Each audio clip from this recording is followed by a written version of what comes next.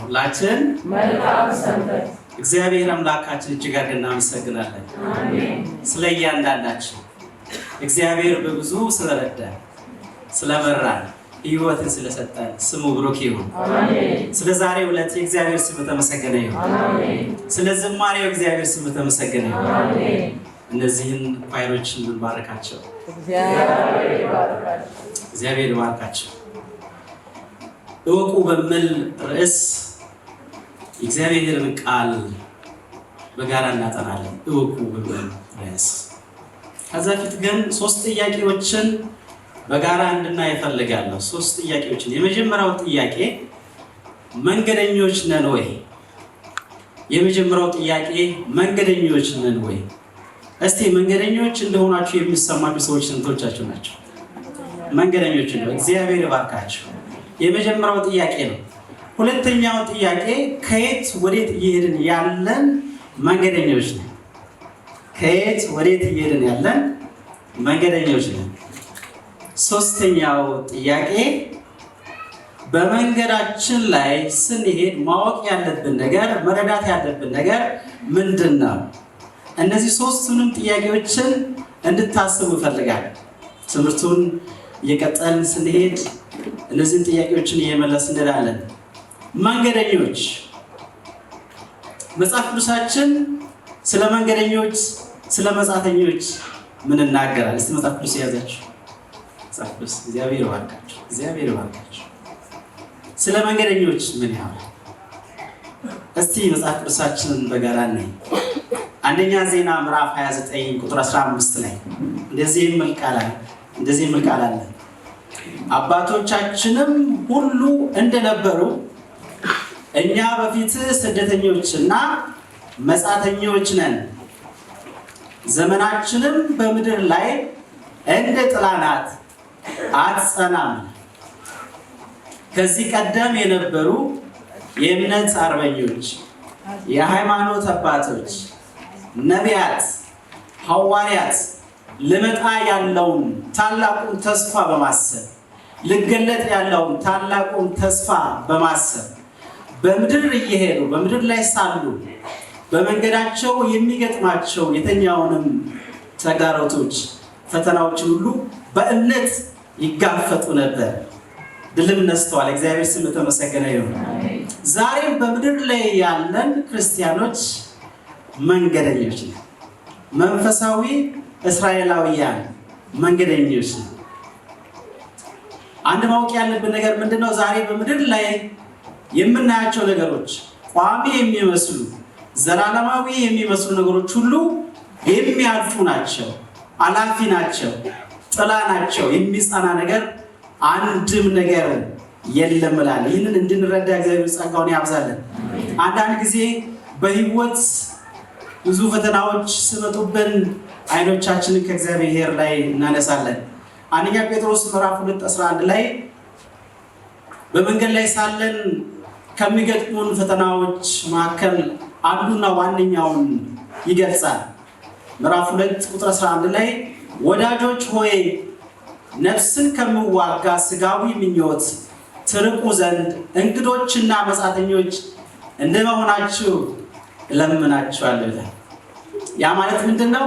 እየሄዳችሁ ነው፣ እያለፋችሁ ነው፣ ግን ይህ ስጋዊ ምኞት ከመንገዳችሁ ሊያስተጓጉላችሁ ይችላል፣ ሊያስቀራችሁ ይችላል እያለ ስመክራቸው እናያለን። በምድር ላይ ለኛ የሚሆን ስፍራ፣ ለኛ የሚሆን ቤት፣ ለኛ የሚሆን ሀገር፣ ለኛ የሚሆን ከተማ እንደሌለ መጽሐፍ ቅዱሳችን አስረግጦ ይናገራል። እግዚአብሔር ስም የተመሰገነ ይሁን። ዕብራውያን ምዕራፍ 13 ቁጥር 14 ላይ በዚህ የምትኖር ከተማ የለችንምና ነገር ግን ትመጣ ዘንድ ያላትን እንፈልጋለን። ሁላችን እንፈልጋለን። የእግዚአብሔር ስም የተመሰገነ ይሁን። ልትመጣ ያለች ከተማ አለች፣ አዲስቱ ኢየሩሳሌም። ሁላችንም ለዛ ታጭተናል፣ ለዛ ተጠርተናል። ፊልጵስዩስ ምዕራፍ 3:19 ላይ ሰዎች ምድራዊ ነገር ሲያስቡ ሐሳቦቻቸው ምድራዊ ሲሆን ምን አይነት ነገር እንደሚገጥማቸው ምን እንደሚመስሉ ጳውሎስ በዚህ ስፍራ ይናገራል። ፊልጵስዩስ ምዕራፍ 3:19 መጨረሻቸው ጥፋት ነው፣ ሆዳቸው አምላካቸው፣ ክብራቸው በነውራቸው ነው፣ ሐሳባቸው ምድራዊ ሐሳባቸው ምድራዊ። አምላካችን በሰማይ አለ። አሜን። ሁሌም ይህን አምላክ በታማኝነት እንድናመልክ እግዚአብሔር ይርዳል። አሜን። ክብራችን ኢየሱስ ይሁንልን። አሜን። ሐሳባቸው ምድራዊ ነው ይላል። ከዛ ቁጥር 20 ላይ እንደዚህ የሚል ደስ የሚል ቃል አለ። እኛ ሀገራችን በሰማይ ነውና ከዚያም ደግሞ የሚመጣ መድኃኒትን እርሱንም ጌታ ኢየሱስ ክርስቶስን እንጠባበቃለን። አሜን። የሰማይ ዜጎች ነን። ደስ ይበለን። የሰማይ ዜግነት ያለን፣ የተሻለ ነገር ያለን፣ የተሻለ ሀገር ያለን ሰዎች ነን፣ ዜጎች ነን። ስሙ ተመሰገነ ይሁን። እወቁ፣ አንድ ሰው መንገድ የሚሄድ ሰው በመንገድ ላይ ስለሚገጥመው ነገር ያስባል፣ ማወቅም ይፈልጋል። መንገዱ ምን ያህል እንደሚርቅበት፣ በመንገድ ላይ የሄደ ደግሞ የሚያስፈልጉት ነገሮች ምን እንደሆኑ ያስባል። ልብስ ይሁን ምግብ ይሁን ምን ፈተና ሊገጥመኝ ይችላል ብሎ ያስባል። ወደ ክርስትናም ስንመጣ በመንገድ ላይ ስንሆን ማወቅ የሚገባን ነገር አለ። ይህ ነገር ምንድን ነው? ለመንገዳችን የሚጠቅመን፣ መንገዳችን ሰላማዊ እንዲሆን፣ ጉዞአችንን በሰላም እንድንጨርስ ማወቅ የሚገባን ነገር ምንድን ነው? እወቁ። ትንሽ ሰፋ አድርገን እንወስድ። እውቀት ያስፈልገናል ወይ? ክርስቲያኖች እውቀት ያስፈልገናል ወይ? እውቀት ያስፈልጋቸዋል።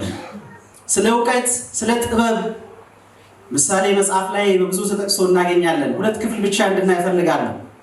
ምሳሌ ምዕራፍ 19 ቁጥር 2 ላይ ነፍስ እውቀት የሌለባት ትሆን ዘንድ መልካም አይደለም፣ እግሩንም የሚያፈጥን ከመንገድ ይስታል። ስለዚህ አንዱ የእውቀት ጥቅሙ ምንድነው? መልካምና ክፉን ለይተን እንድናቅ ያደርጋል ማለት ነው። ስለዚህ እውቀት ያስፈልጋል። በዛው መጽሐፍ ላይ ምዕራፍ 18 ቁጥር 15 ላይ የአስተዋይ ልብ እውቀትን ያገኛል፣ የጠቢባንም ጆሮ እውቀትን ትፈልጋለች ይላል። እንድናቅ የእግዚአብሔር ፈቃድ ነው። ግን ማወቅ ያለብን ነገር፣ እወቁ የተባለው ነገር ምንድነው? ወደዛ እንድንመጣ ፈልጋለሁ። አንድ ጥያቄ ልጠይቃችሁላችሁ። በህይወታችሁ ማወቅ የምትፈልጉት ነገር፣ ለማወቅ እጅግ የሚያጓጓችሁ ነገር ምንድን ነው? ሁላችሁም እንድታስቡ ፈልጋለሁ። በህይወታችሁ እጅግ በጣም ማወቅ የምትፈልጉት ነገር፣ በህይወት እያላችሁ ማየት የምትፈልጉት ነገር ምንድን ነው? አለ በህይወታችሁ? አለ? ምንድን ነው? ይህን ነገር እንድታስቡ ፈልጋለሁ። ዛሬ በዓለማችን እጅግ በጣም የሚደንቁ ነገሮችን እናያለን። ከአእምሯችን በላይ የሆኑትን። በእውነትም ይህን ነገር የሰራው ያደረገው የሰው ልጅ ነው ወይ እስከምንል ድረስ እጅግ በጣም አስደናቂ ነገሮች በምድር ላይ አሉ። አርቲፊሻል ኢንቴሊጀንስ ወይም ደግሞ ሰው ሰራሽ አስተውሎትንም ጨምሮ ብዙ የቴክኖሎጂ ውጤቶችን እናያለን። እጅግ በጣም የሚገርሙ እነዚህ ነገሮች ሁሉ የእውቀት፣ የጥበብ፣ የፈጠራ፣ የጥናት ውጤቶች ናቸው። ዛሬም ቢሆን በምድራችን በዓለማችን ሰዎች አዳዲስ ነገሮችን ለማግኘት አዳዲስ ነገሮችን ለማምጣት ደፋ ቀና እያሉ ይገኛሉ። ሌት ተቀን እየሰሩ ይገኛሉ፣ እያጠኑ ይገኛሉ። ቃሉ ይናገራል በዳንኤል ምዕራፍ 12 ቁጥር 4 ላይ እውቀት ይበዛል። ነገር ግን አንድ ነገር ነግራችኋለሁ፣ ከእውቀት ሁሉ የሚበልጥ እውቀት፣ ከጥበብ ሁሉ የሚበልጥ ጥበብ፣ ትልቁ ማወቅ የሚባለው እግዚአብሔርን ማወቅ ነው። አሜን። አሜን። እግዚአብሔርን ማወቅ ነው የእውቀት ምንጭ የሆነው የጥበብ ምንጭ የሆነው። ዛሬ ሰዎች የሚያስደንቁ ነገሮችን ሰርተዋል። ያን የሚያስደንቁ ነገሮችን የሰሩ ሰዎችን አእምሮ የሰራ እነሱን የፈጠረ አምላክ ማወቅ እጅግ በጣም አስፈላጊ ነው። ብዙ የፈጠራ ነገሮችን እናያለን። እነዛን እጆችን የፈጠረ ግን አምላክ አለ። ስሙ ተመሰገነ ይሁን። ያን የፈጠረ አምላክ አለ። እሱን ማወቅ ነው ትልቁ ማወቅ የሚባለው። በምድራችን በዓለማችን ቃሉም እንደምናገረው ያንን አለማወቅ እግዚአብሔርን አለማወቅ ትልቅ ውድቀት ነው። ሰዎች ብዙ ቢመራመሩ ብዙ ነገሮችን ቢሰሩ ብዙ ነገሮችን ቢያደርጉ እግዚአብሔርን ባያውቁ ግን እጅግ በጣም የሚያሳዝን ነው። እሱን እንድናቅ ጸጋው ይብዛልን። እግዚአብሔርን ማወቅ ማለት ምን ማለት ነው? እግዚአብሔርን ማወቅ ማለት ምን ማለት ነው? እግዚአብሔርን ማወቅ ማለት ስለ እግዚአብሔር ማወቅ ማለት አይደለም። ስለ እግዚአብሔር ማወቅ መረጃ መሰብሰብ፣ ይሄ ሄድ ናውሌጅ የሚባለው በአእምሯችን ብቻ ስለዛ ጉዳይ የምናውቀው ጉዳይ ጠቃሚ ነው፣ ግን በቂ አይደለም። ነገር ግን የልብ ማንነት ያስፈልጋል። ልባዊ የሆነ ግንኙነት ከእግዚአብሔር ጋር ያስፈልገናል። ከእግዚአብሔር ጋር መውጣት፣ ከእግዚአብሔር ጋር መግባት፣ ከእግዚአብሔር ጋር መዋል፣ ከእግዚአብሔር ጋር ማደር ያስፈልጋል። እግዚአብሔርን የግል ወዳጃችን ልናደርግ ይገባል። እግዚአብሔር ጸጋውን ያብዛልን። የግል ወዳጃችን እግዚአብሔርን ልናደርግ ይገባል። ያ ነው እግዚአብሔርን ማወቅ ማለት። ለሱ መታዘዝ፣ ለሱ መገዛት፣ እሱን ማክበር፣ በመንገዱ መሄድ እግዚአብሔርን ማወቅ ነው። ያ የማይሆን ከሆነ የአእምሮ እውቀት ብቻ ሆኖ ይቀራል። ያዕቆብ ምዕራፍ 1:26 ላይ አንደበቱን ሳይገታ ልቡን እያሳተ እግዚአብሔርን የሚያመልክ የሚመስል ማንም ቢኖር የእሱ አምልኮ ምንድን ነው ይላል? ከንቱ ነው ይላል። እግዚአብሔር ከእንደነት አምልኮ ይሰውረን። አንደበቱን ሳይገታ ልቡን እያሳተ እግዚአብሔር የሚያመልክ የሚመስል የሚዘምር የሚመስል የሚሰብክ የሚመስል የሚያስተምር የሚመስል የእሱ አምልኮ ከንቱ ነው ይላል። እግዚአብሔርን ማወቅ ምን ማለት ነው? እግዚአብሔርን ማወቅ እግዚአብሔርን ስለማወቅ የሚገልጹ 6 ነጥቦችን እናያለን። እግዚአብሔርን ማወቅ ምን ማለት እንደሆነ ከዛ በኋላ እግዚአብሔርን አለማወቅ የሚያስከፍለው ዋጋ ምንድን ነው የሚለውን አይተን እንጨርሳለን። የመጀመሪያው እግዚአብሔርን ማወቅ ማለት መንገዱን ማወቅ ማለት ነው። ሁለተኛው እግዚአብሔርን ማወቅ ማለት ለእውነት መቆም፣ እውነተኛ ፍርድ መፍረድ ማለት ነው። ሶስተኛ እግዚአብሔርን ማወቅ ማለት በእግዚአብሔር መመካት ማለት ነው። አራተኛው እግዚአብሔርን ማወቅ ማለት ሐሳቡን ማስተዋል መረዳት ማለት ነው። አምስተኛው እግዚአብሔርን ማወቅ ማለት መታዘዝ፣ እሱን መፍራት፣ እሱን ማክበር ማለት ነው። የመጨረሻው እግዚአብሔርን ማወቅ ማለት በፍቅር መኖር፣ ሌላውን መውደድ ማለት ነው። እነዚህ ነጥቦችን ቶሎ ቶሎ እናያቸዋለን። የመጀመሪያው መንገዱን ማወቅ እግዚአብሔርን ማወቅ ነው። ትንቢተ ኤርምያስ ምዕራፍ 6:16 ላይ እግዚአብሔር እንዲህ ይላል፣ በመንገድ ላይ ቁሙ ተመልከቱም፣ የቀደመችውንም መንገድ ጠይቁ፣ መልካሚቱ መንገድ ወዴት እንደሆነች እወቁ፣ በእርሷም ላይ ሂዱ፣ ለነፍሳችሁ ምን ታገኛላችሁ? እረፍትን ታገኛላችሁ። እነርሱ ግን አንሄድባትም አሉ። እነሱ ግን አንሄድባትም አሉ። በሕይወታችን ያሰብነው ያቀድነው ነገር ሳይሆን ሲቀር የራሳችንን መንገድ እናበጃለን። ወደ ራሳችን ጉዳይ እንሄዳለን። ለጊዜው ምናልባት አንዳንድ ደስ የሚሉ ነገሮችን ልናገኝ እንችላለን። የሚያስደስቱ ነገሮችን ልናገኝ እንችላለን። ነገር ግን ጊዜያዊ። ስለዚህ እግዚአብሔር ምን እያለ ነው? በመንገድ ላይ ቁሙ፣ የቀደመችውን መንገድ ምን አድርጉ? ጠይቁ። የቀደመችውን መንገድ ጠይቁ። ስንቶቻችን በእግዚአብሔር መንገድ ላይ ቆመናል? በእግዚአብሔር መንገድ ላይ መሆናችን መገለጫው አንዱ ምንድነው? የሰላም ሐሳብ ያለበት ነው። እረፍት ያለበት ነው። የእግዚአብሔር ስም የተመሰገነ ነው። የእግዚአብሔር መንገድ እረፍት ያለበት ነው። አድካሚ ሊሆን ይችላል፣ እጅግ በጣም አድካሚ ሊሆን ይችላል፣ ግን እረፍት ያለበት መንገድ ነው። ይህ የእግዚአብሔርን ማንነት እግዚአብሔርን ማወቅ የሚገልጸው አንዱ ክፍል ነው። ኢሳይያስ ምዕራፍ 55 ቁጥር 9 ላይ ሰማይ ከምድር ከፍ እንደሚል እንዲሁ መንገዴ ከመንገዳችሁ ሐሳቤም ከሐሳባችሁ ከፍ ያለ ነው ይላል። የእኛ መንገድና የእግዚአብሔር መንገድ ይህን ያህል የሚራራቅ ነው። ለዚህም ነው የእግዚአብሔርን መንገድ ማወቅ የሚያስፈልገው። በተለይ በዚህ ዘመን የእግዚአብሔርን መንገድ ማወቅ እጅግ በጣም አስፈላጊ ነው። የእኛ መንገድ ብዙ ጊዜ ወደ ጥፋት የሚወስደን ነው፣ የሚያጠፋን መንገድ ነው። ስለዚህ ባለመዝሙሩ ዳዊት የጸለየው ጸሎት አለ። ምዕራፍ 25 ቁጥር 4 ላይ አቤቱ መንገድህን አመልክተኝ ፍለጋህንም አስተምረኝ። ይህ ጸሎት የሁላችንም ይሆን። አቤቱ መንገድህን አመልክተኝ ፍለጋህንም አስተምረኝ። መንገድህን አመልክተኝ። መንገዱን ማመልከት ብቻ አይደለም፣ እንዴት ፈልጌ ወደዛ መንገድ መምጣት እንደምችል ያንንም አስተምረኝ እያለ ትልቅ ትህትና። አንዳንድ ጊዜ በራሳችን የምንመከበት ሁኔታ አለ። በራሳችን ማስተዋል ለመሄድ የምንጥርበት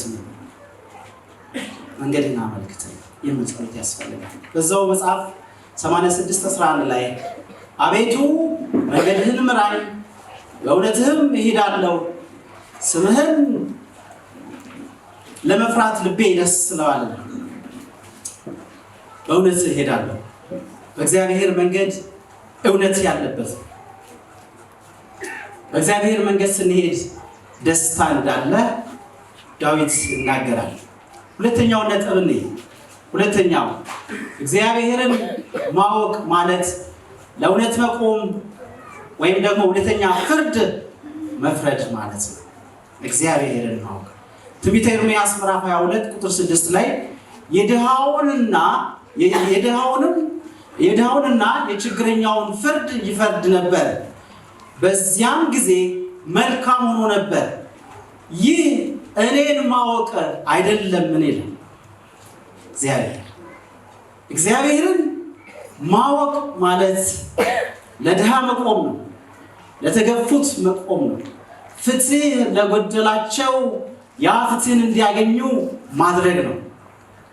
እግዚአብሔርን ማወቅ ማለት ይህ እንደሆነ ይናገራል። ይህን ማድረግ እንዲህ እግዚአብሔር ጸጋውን ያብዛልን። ፍትህ በጎደለው ምድር ስንኖር ሳለን በተለይም በአሁኑ ጊዜ በብዙ ሁኔታ እጅግ በጣም የሚያሳዝኑ ነገሮችን እያየን ባለን ጊዜ የፍትህ ሰዎች እንድንሆን እግዚአብሔር ፈቃድ፣ እውነተኞች እንድንሆን እግዚአብሔር ፈቃድ ነው። እግዚአብሔር እርዳን። አሜን። ትክክለኛ ፍትህ ሳይኖረን የፍትህ ሰዎች ሳንሆን የምናቀርበው ዝማሬ አምልኮ እግዚአብሔር እንደማይቀበል በአሞጽ ምዕራፍ 5:23 ላይ ይናገራል። የዝማሬህንም ጩኸት ከኔ ዘንድ ምን አርቅ፣ የማስንቆህንም ዜማ አላዳምጥም። ነገር ግን ፍርድ እንደ ውሃ ጽድቅም እንደማይደርቅ ፈሳሽ ይፍሰስናል። አሜን። ይህንን እንድናደርግ እግዚአብሔር ፈቃድ። መጀመሪያ ቀድመን ከእግዚአብሔር ጋር መስማማት፣ እግዚአብሔር ከኛ የሚፈልገውን ነገር ማድረግ፣ ፍትህን ማድረግ፣ ጽድቅ የሆነውን ነገር ማድረግ። ከዛ በኋላ ወደ አገልግሎት መምጣት። ታዘን ነው ወደ አገልግሎት መምጣት ያለብን። ታዘን የምናቀርበውን ያንን መስዋዕት እግዚአብሔር ይቀበላል። ስሙ የተመሰገነ ይሁን። ሶስተኛው በእግዚአብሔር መመካት። አንዱም እግዚአብሔርን ማወቅ የምንገልጽበት መንገድ ነው ማለት ነው። በእግዚአብሔር መመካት፣ እግዚአብሔርን ማወቅ በእግዚአብሔር መመካት ነው። ምሳሌ ምዕራፍ 3:5 ላይ በፍጹም ልብህ በእግዚአብሔር ታመን፣ በራስህ ማስተዋል ምን አትሁን፣ አትደገፍ፣ በመንገድ ሁሉ እርሱን እወቅ፣ እርሱ ምን ያደርግልሃል? ጎዳናህን ያቀናልሃል።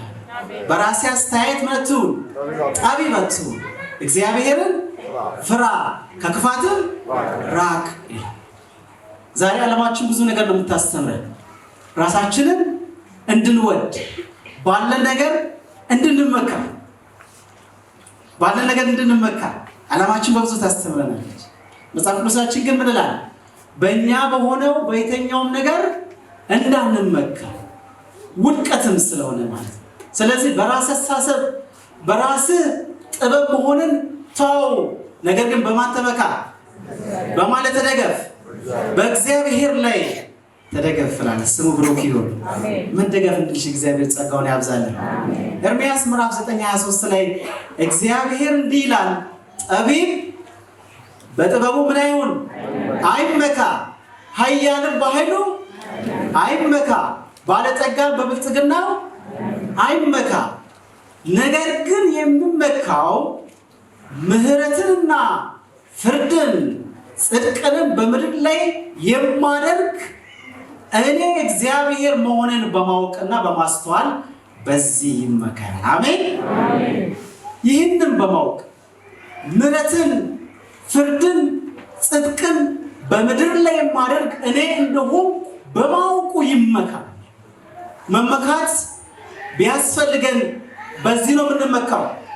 የሁሉ የበላይ የሆነው አምላክ እንዳለ፣ የሚፈርድ የሚያድን አምላክ እንዳለ፣ የሁሉ ገዢ የሁሉ ምንጭ አምላክ እንዳለ በማመን በዚህ ልንመካ ይገባል። እግዚአብሔርን ደስ የሚያሰኘው ነገር ይሄ ነው። ምን እንደምለው ደስ የሚያሰኙኝ እነዚህ ናቸውና ይላል ሰራዊት ጌታ። አሜን። እነዚህ ናቸው። አራተኛው ነጥብ እግዚአብሔርን ማወቅ፣ ሐሳቡን ማስተዋል፣ ሐሳቡን መረዳት ነው። እግዚአብሔርን ማወቅ ማለት ትንቢተ ኢሳይያስ ምዕራፍ 55 ቁጥር 8 ላይ ሐሳቤ እንደ ሐሳባችሁ መንገዳችሁ እንደ መንገዴ አይደለምና ይላል እግዚአብሔር። ሰማይ ከምድር ከፍ እንደሚል እንዲሁ መንገዴ ከመንገዳችሁ ሐሳቤም ከሐሳባችሁ ከፍ ያለ ነው። ብዙ ሐሳብ አለ በውስጣችን፣ በልባችን ብዙ ሐሳብ አለ፣ በአእምሯችን ብዙ ሐሳብ አለ። ሁሉ ትክክል ነው አይደለም። እንደውም ብዙ ጊዜ ሰውን የሚጎዳ ሐሳብ እናስባለን። ሰውን መጉዳት ብቻ አይደለም፣ ራሳችንን የሚጎዳ ሐሳብ ሁሉ እናስባለን።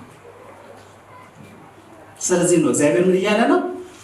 ሐሳቤ ከሐሳባችሁ ሰማይ ከምድር የሚርቅን ያህል የራቀ ነው ይላል።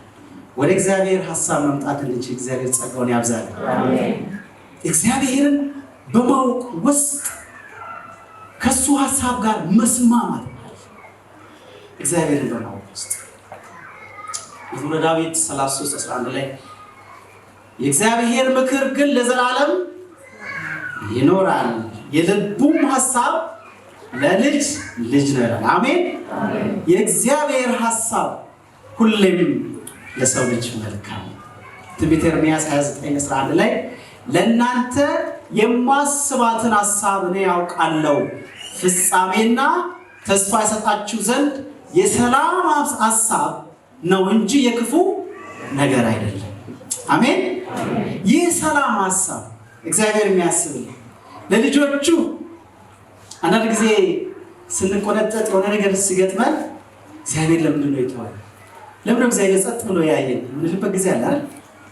ፈተናው ሲበዛብን። እግዚአብሔር ግን ስለኛ የሰላም ሐሳብ አለው። አሜን።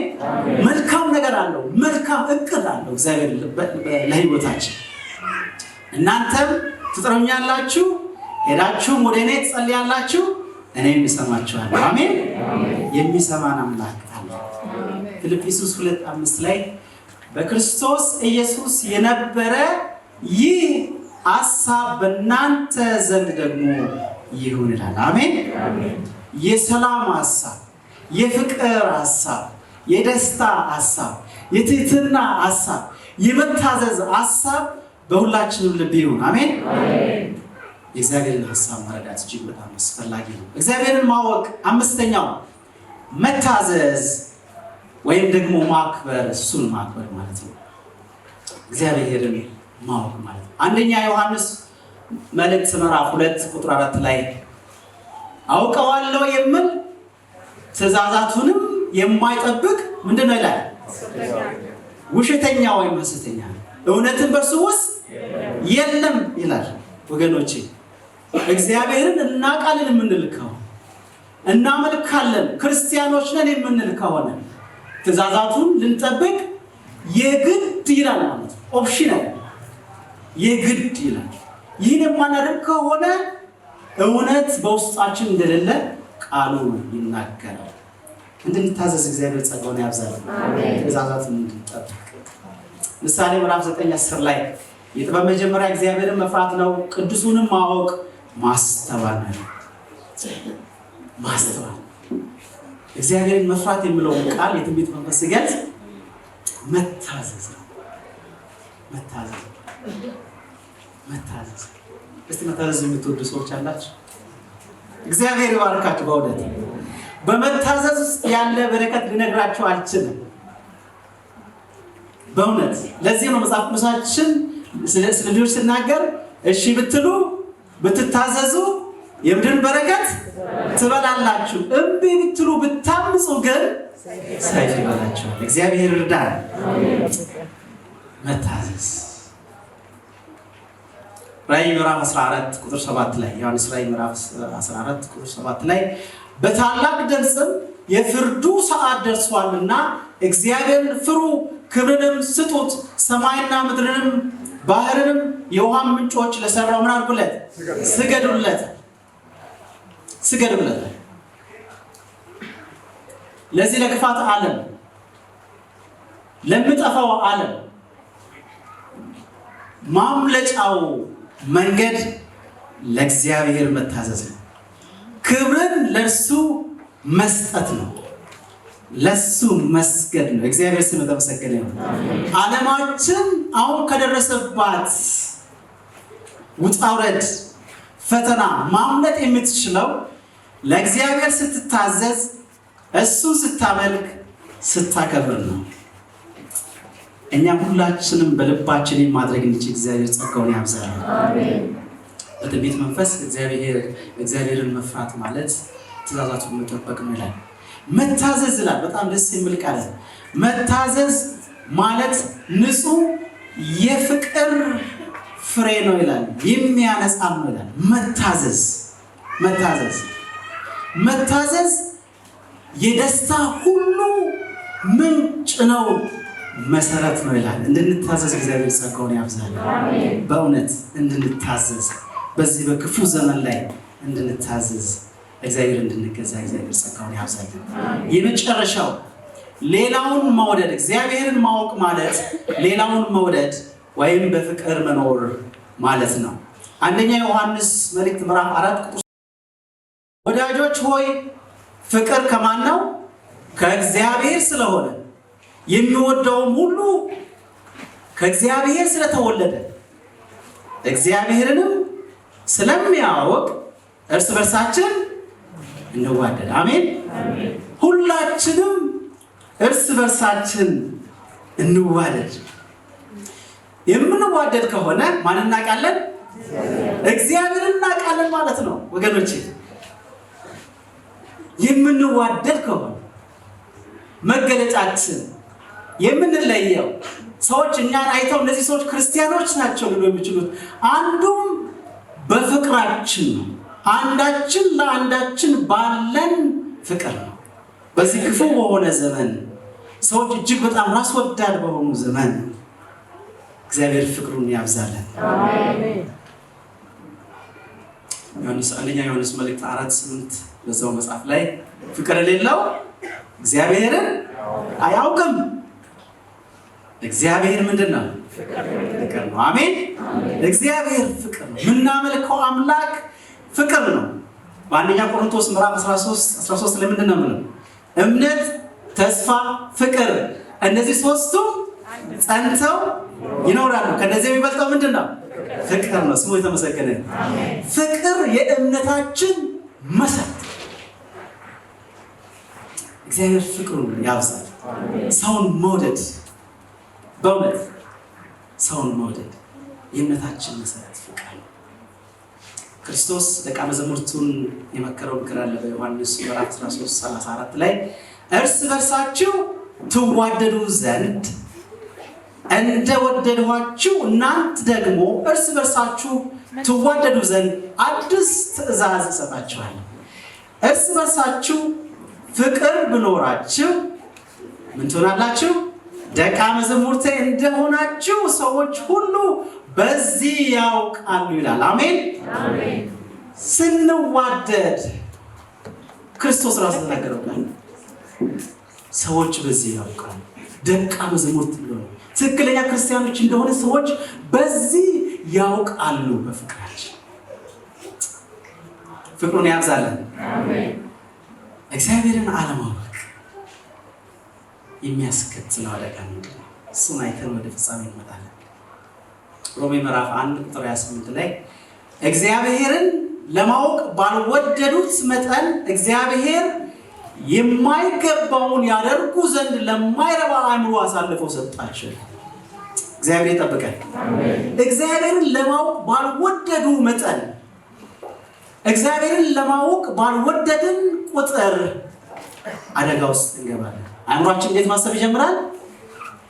ምንድነው ማሰብ ይጀምራል? አእምሯችን የማይረባ ደካማ ነገር፣ የማይሆን ነገር ያስባል። ዛሬ በምድራችን ላይ እንዴት ነው የሰው እንዲያን ነገር የሚያስበው የምንለው? ብዙ ነገሮች አሉ። እጅግ በጣም የከፉ ነገሮች እናያለን። ሰው እንዴት ማስተዋል ጠፈበት፣ እንዴት ማስተዋል አቃተው እስከምንል ድረስ ሰዎች ክፋትን ሲያደርጉ እናያለን።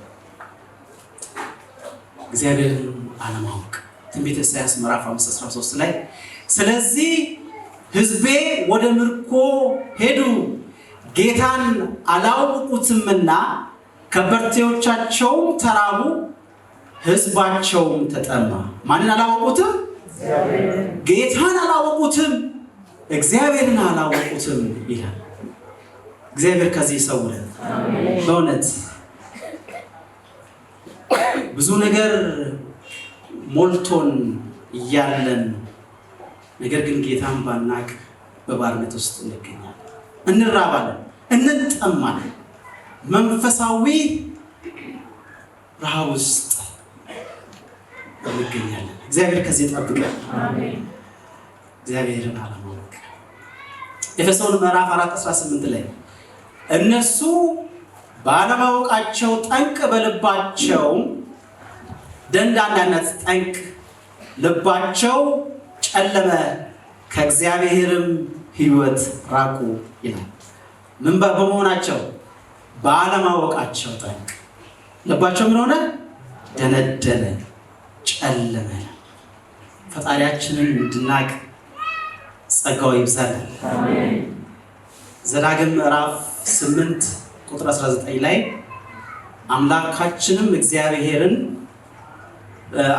አምላክህንም እግዚአብሔርን ብትረሳ ሌሎች አማልክቶችንም ብትከተል ብታመልካቸውም ብትሰግድላቸውም ፈጽሞ እንድትጠፉ እኔ ዛሬውኑ እመሰክርባቸዋለሁ። እጅግ በጣም የሚከብድ ቃል ነው በእውነት።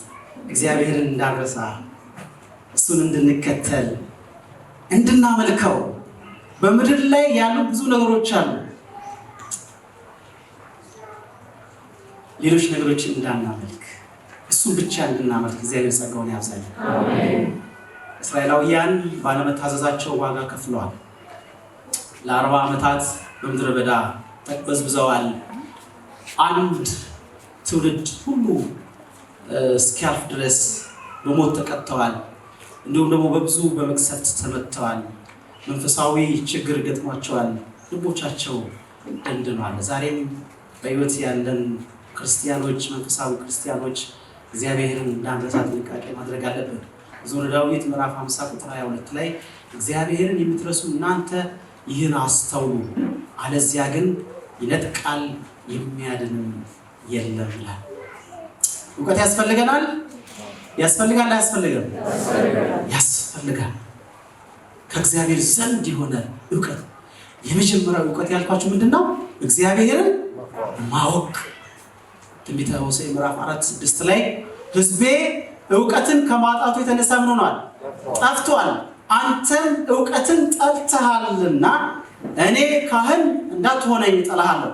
የአምላክህንም ሕግ ረስተሃልና እኔ ደግሞ ልጆችህን እረሳለሁ ይላል እግዚአብሔር። ከዚህ ጠብቀኝ። በእውነት ዛሬ ብዙ ክርስቲያኖችን እናገኛቸዋለን፣ ብዙ ተከታይ ያሏቸው፣ ብዙ ነቢያቶችን እናገኛቸዋለን፣ ብዙ ተከታይ ያሏቸው። አንዳንድ ጊዜ በግሌ አስባለሁ እነዚህ ሰዎች መጽሐፍ ቅዱስን አያነቡም ወይ ይላል። በእውነት ቃሉን የማናነብ ከሆነ እንደ ቃሉ የማንሄድ ከሆነ በየትኛውም በሚመጣው ማዕበል እንወሰዳለን። እግዚአብሔር ከዚያ ጠብቀን። ቃሉን እንድናነብ የቃሉ ዕውቀት እንድኖረን እግዚአብሔር ፈቃድ ይሁን። ቆላስይስ ምዕራፍ 2 ይህንን ቃል በደንብ እንድታስተውሉ እፈልጋለሁ። ቆላስይስ ምዕራፍ 2 ከቁጥር 2 ላይ ልባቸው እንድጸናና በፍቅርም ተባብረው በማስተዋል ወደሚገኝበት ወደ መረዳት ባለጠግነት ሁሉ እንዲደርሱ የእግዚአብሔርን ምስጢር እሱንም ክርስቶስን እንዲያውቁ ምን ሆናለሁ? እጋደላለሁ። ማን እንዲያውቁ? ክርስቶስን እንዲያውቁ እጋደላለሁ። ዛሬ የምንጋደልበት ነገር ምንድን ነው? ዋጋ እያስከፈለን ያለ ነገር በሕይወታችን ምንድን ነው? ልጆቻችን የት እንዲደርሱ ነው እየደከምን ያለ ነው? እየተጋደልን ያለ ነው የት እንዲደርስልን ነው? ጳውሎስ ግን ምን አለ? ክርስቶስን እንዲያውቁ እጋደላለሁ። እግዚአብሔር ጸጋውን ያብዛልን። እሱን እጋደላለሁ። እውነትን ለምድር ሁሉ ለማዳረስ ቻናል ኢትዮጵያ የሰራ ያለው አንዱ ስራ ይህ ነው። ይህንን እውነት፣ ይህን የከበረ እውነት ለዓለም ማዳረስ ነው። በእውነት በዚህ በሆፕ ቻናል እየሰሩ ያሉ ወገኖችን ባሪያዎችን ሁሉ እግዚአብሔር ይባርካቸው። በእውነት እግዚአብሔር ይባርካቸው። እኛም ደግሞ በገንዘብም በእውቀትም በአገልግሎትም መርዳት እንጂ እግዚአብሔር ጸጋውን ያብዛልን። እጅግ በጣም አስፈላጊ ነው። ቁጥር 3 ላይ በዛው መጽሐፍ ላይ የተሰወረ የጥበብና የእውቀት መዝገብ ሁሉ በእርሱ ነውና። ጥበብ እውቀት በማን አለ? ክርስቶስን በማወቅ ውስጥ አለ። ማንም በማያባብል ቃል እንዳያስታችሁ ይህን እላለሁ። በመጨረሻ በመግቢያ ጥቅስ ላይ የተነበበውን እግዚአብሔር ቃል እናበቃለን። ዮሐንስ ወንጌል ምዕራፍ 17 ቁጥር 3 ላይ እውነተኛ አምላክ ብቻ የሆነ አንተን የላከውንም ኢየሱስ ክርስቶስን ያውቁ ዘንድ ይህች ምንድን ናት? የዘላለም ሕይወት ናት ይላል። አሜን። እግዚአብሔርን ማወቅ የዘላለም ሕይወት ነው። እግዚአብሔርን ማወቅ። ስለዚህ ለዚህ ለሚጠፋው ዓለም መፍትሄው ኢየሱስ ነው። ኢየሱስን ማወቅ ነው። በሱ መኖር ነው። ለሱ መታዘዝ ነው። በሰማነው እግዚአብሔር ጸጋውን ያብዛል። አሜን።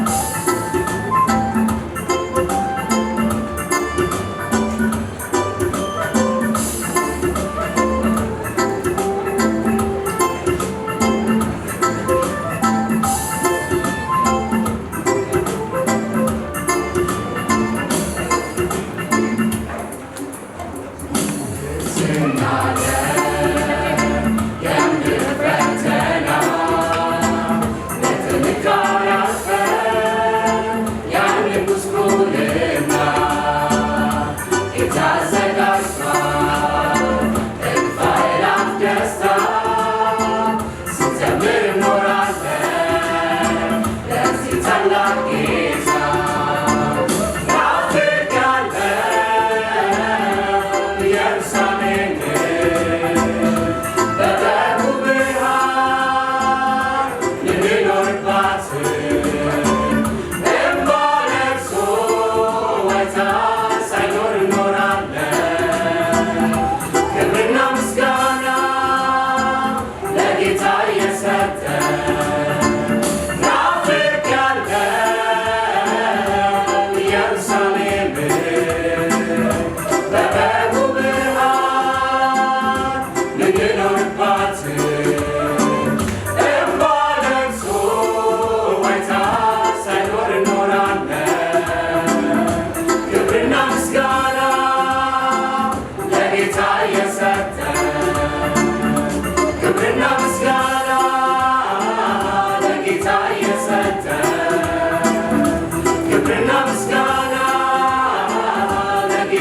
የሰጠ